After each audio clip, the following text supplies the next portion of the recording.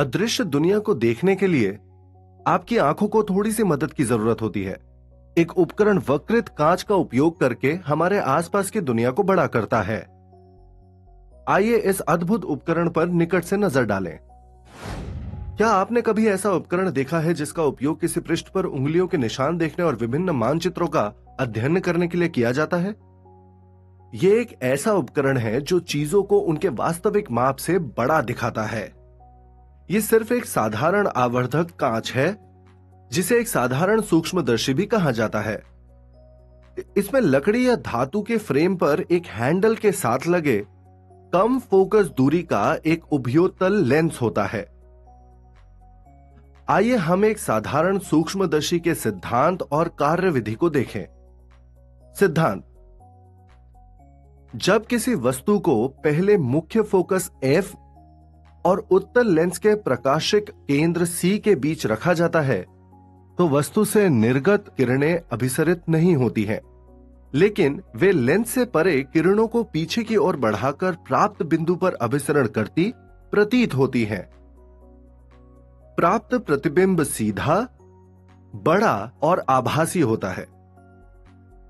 ऐसी स्थिति में वस्तु और प्रतिबिंब लेंस के एक ही तरफ होते हैं।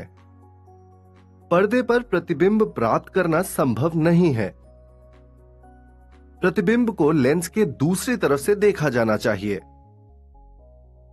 कार्यविधि: जब हम किसी वस्तु को अपनी आंखों के निकट लाते हैं तो एक निश्चित सीमा तक ही वस्तु को स्पष्ट रूप से देख सकते हैं।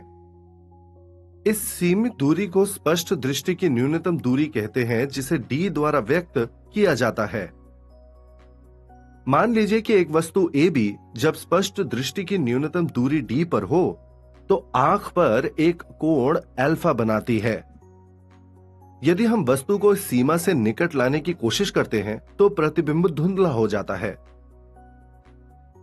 इसलिए हम एक अभिसारी लेंस को आंख के निकट रखते हैं और वस्तु को न्यूनतम दूरी से निकट ले जाते हैं।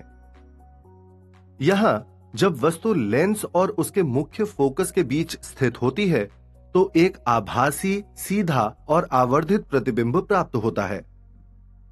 स्पष्ट दृष्टि की न्यूनतम दूरी पर बीटा आंख पर प्रतिबिंब द्वारा अंतरित कोण है।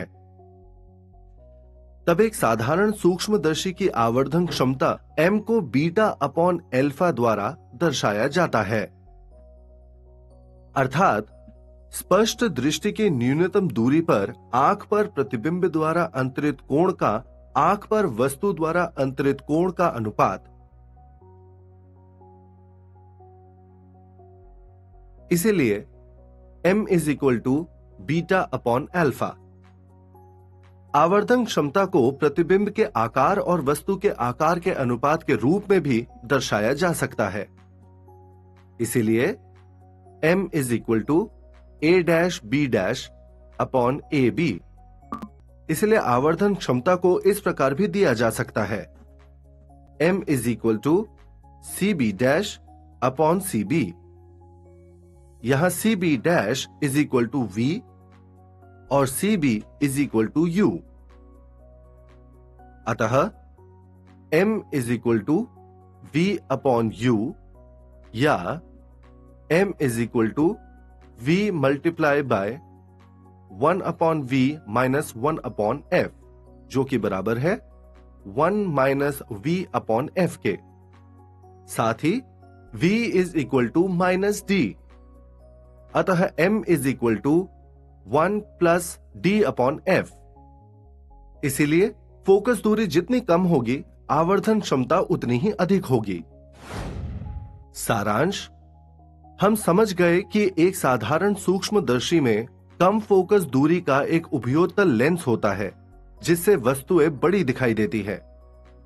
हमने देखा है कि जब किसी वस्तु को उत्तल लेंस के फोकस और प्रकाशिक केंद्र के बीच रखा जाता है तो बनने वाला प्रतिबिंब सीधा, आवर्धित और आभासी होता है।